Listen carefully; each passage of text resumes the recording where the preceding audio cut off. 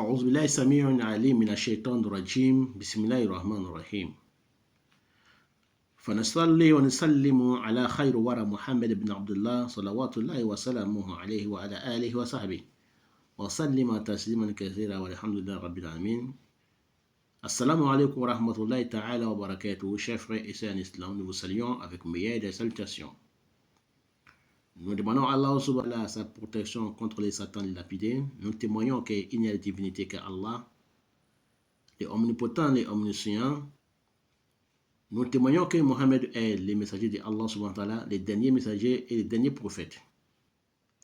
Nous demandons à Allah subhanahu wa ta'ala de nous faciliter la prière, salut, paix sur le prophète Mohammed ainsi que sa famille et tous ceux qui vont le suivre jusqu'au jour de la résurrection. Chers frères et sœurs en islam, voilà, nous sommes aujourd'hui en face de vous pour l'interprétation du rêve du surat al-Baqarah, la vache. Surat al-Baqarah, c'est la vache. Surat la vache. C'est la deuxième surat du Coran.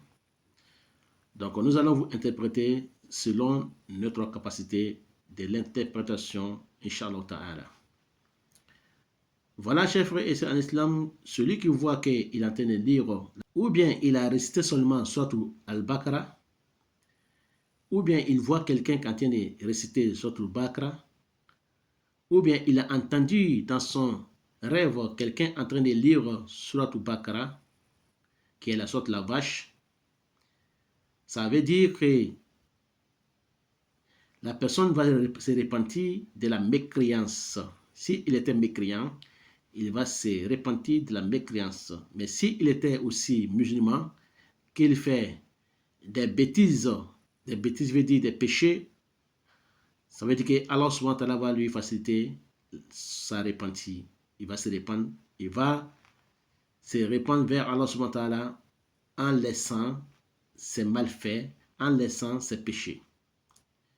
Allah subhanahu wa ta'ala va lui accorder sa repentir. Et ça parle aussi que Allah subhanahu wa ta'ala va lui purifier de l'hypocrisie et Allah va lui protéger, il va lui purifier de l'association qui est Ashirk. Il sera purifié de tout cela. Et ça veut dire encore, la personne qui est en train de réciter l'un des versets dans la sourate al-Baqarah, qui soit versé de l'héritage, ça veut dire que la personne là va hériter son père, sa mère, son oncle ou sa tante, ou son oncle paternel ou maternel. Il va hériter l'un de ceux-là. Ça peut nous parler aussi de la guérison pour celui qui a maladie de sorcellerie, maladie d'envoûtement.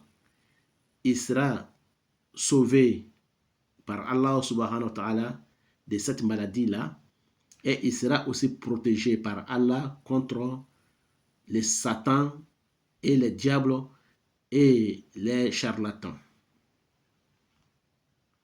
Ça peut parler aussi de la liberté de l'être humain. Et ça peut nous parler aussi de l'éloignement de l'homme de l'épreuve de Allah subhanahu wa ta'ala ou des catastrophes. Et ça peut aussi nous interpréter pour celui qui est angoissé, il sera débarrassé de son angoisse. Ses soucis seront dissipés. Ça peut nous parler aussi de l'accomplissement d'un pacte ou bien respecter un engagement ou bien donner un truc de confiance à la personne qui l'a confié. Ça peut parler de l'assurance aussi. Ça peut parler aussi, chers frères et sœurs en islam, de la protection de cette personne-là par Allah contre ses ennemis, contre ses ennemis musulmans ou ennemis chrétiens ou ennemis juifs ou ennemis païens. Il sera protégé par Allah subhanahu wa ta'ala contre ses ennemis, quel que soit la religion de ses ennemis, ou bien la personne qui est païen, il sera débarrassé, il sera protégé contre ses ennemis.